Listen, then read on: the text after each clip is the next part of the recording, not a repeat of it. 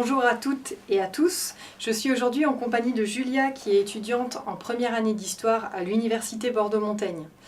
Nous allons vous parler de Parcoursup puisque Julia a dû suivre le parcours du combattant Parcoursup l'année dernière. Donc ce dispositif de Parcoursup, il vise à interdire l'accès aux universités pour toute une catégorie de jeunes, puisque juste à présent, simplement avec le baccalauréat, il était possible de s'inscrire à l'université dans quasiment toutes les filières, hormis des filières contingentées ou des filières sélectives.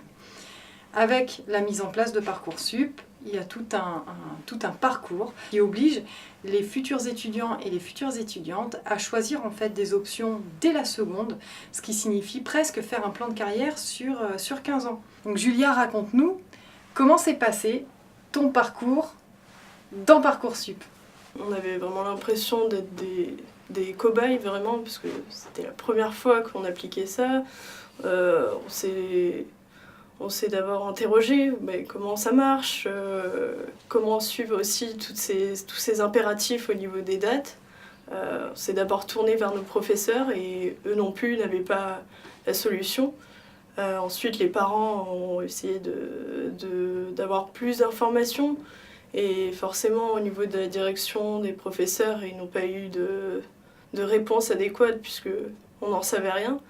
Et ensuite, il y a eu un grand stress qui s'est instauré au fur et à mesure où on s'est rendu compte qu'il n'y avait toujours pas d'informations, qu'il y avait des procédures à suivre avec des dates très précises. Et c'est là où on s'est dit, si en plus on doit s'interroger sur ça alors qu'on avait le baccalauréat à penser. Ce que tu soulignes est évidemment très important puisque cette mesure, on doit se rappeler qu'il a été demandé aux universitaires et aux professeurs et aux directions des lycées de l'appliquer avant même que ça devienne une loi. C'était assez incroyable puisqu'on quittait notre statut de fonctionnaire d'État pour devenir fonctionnaire du gouvernement. Pour ma part, ça a été plutôt simple.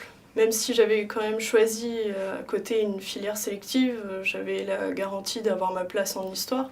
Mais je pensais surtout aussi mes camarades en classe qui choisissaient des filières comme sociologie, psychologie, où là vraiment je voyais qu'ils étaient désemparés, ils attendaient, leurs parents ne savaient plus quoi faire. Et même les professeurs, après ils essayaient de les rediriger, mais ça correspondait vraiment pas à leurs attentes.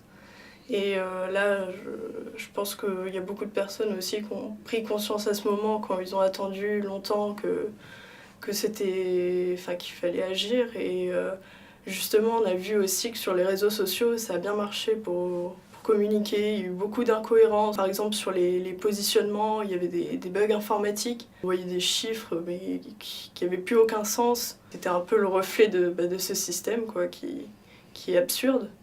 Depuis plusieurs semaines, les lycéens et les lycéennes reprennent la mobilisation.